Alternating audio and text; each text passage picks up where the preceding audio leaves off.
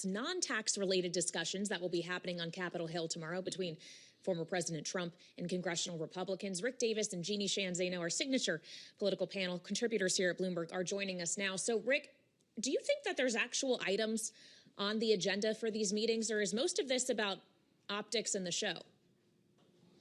Yeah, well, first of all, you can't get away from the optics in the show, right? We're right in the middle of a presidential contest. And I think that part of what Donald Trump's message is going to be is, hey, our boat floats with me at the top of the ticket. Anybody who thinks that they can do better is crazy. Everybody needs to rally around my candidacy. It's going to be all about how the top of the ticket is going to drive the outcome of the election. And that's the political message. I think that when you get into substance, I think that Donald Trump's going to make sure nobody goes out there with an agenda that somehow puts either his campaign in a bad light or the Biden administration in a good light. Certainly the untold message, he won't say this specifically, I would assume, but you never know with Donald Trump, is that don't do anything that's going to cause me any problems between now and November. That is probably the most important thing, because there are various elements of the House and the Senate who have agenda items that could cross-pressure his campaign, and he doesn't want any of that stuff happening. So it's almost like, play along with my campaign, do what I tell you to do. We're all unified around me, and don't do anything between now and November that's going to cause a problem for my campaign. Mm-hmm.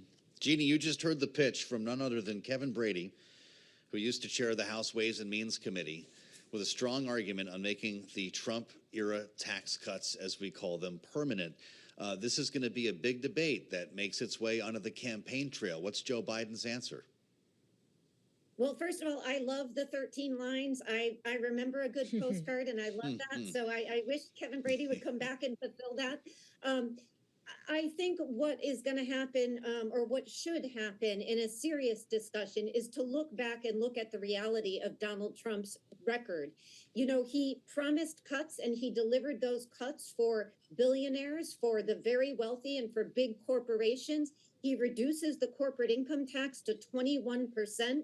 He's the first president since Herbert Hoover to leave with less jobs than when he came in. And of course, he had the pandemic to deal with. So I will cut him some slack on that.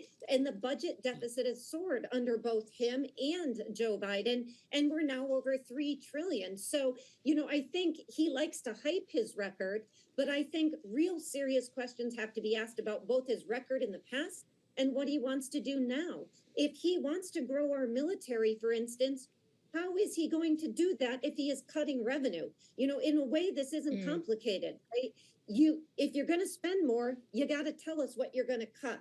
I don't suspect we hear any of that tomorrow, by the way, but I think those are the serious discussions that have to be had. And I think on Joe Biden's part, he's got to say, we haven't reached where we should. We still have very high costs in this country, but we are moving in the right direction. And I am going to take on all of those corporate billionaires and the corporations that Donald Trump has been delivering for and continues to promise to deliver for if they give $1 billion to his campaign.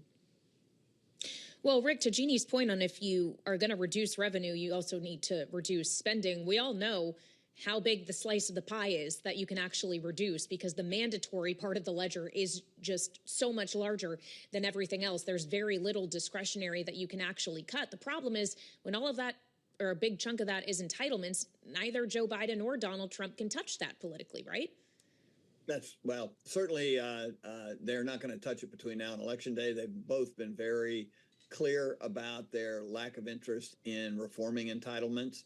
The real question is, both of these guys, regardless of who wins, this will be the last job of their political career. And so they have an opportunity to then sit back and say, you know, in order to reform some of our fiscal house, we have got to start to get these entitlements under control. Because as you point out, Kayleigh, I mean, there is no such thing as cutting a budget without touching the entitlements. The rest of it is just optics.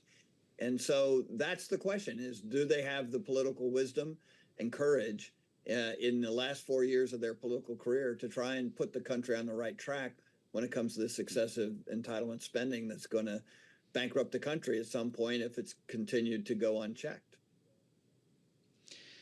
Our great panel, Rick Davis and Jeannie Shanzano, our signature panel on balance of power. Many thanks to both of you for helping us distill all of this. We're going to be talking a lot more about it, of course, tomorrow when Donald Trump makes his visit here to Washington, D.C., meeting with lawmakers on the House and the Senate sides. And coming off of our CPI data this morning, Kaylee, we're looking ahead to special coverage here a little bit later on this hour as we prepare to hear from the Federal Reserve. Two big shots today on the economy in Washington. Yep, first inflation data, then a decision and a press conference from Chairman Powell. And we're going to talk to the White House about these things coming up. Heather Boucher of the Council of Economic Advisors will be joining us in just a few minutes right here on Bloomberg TV and radio.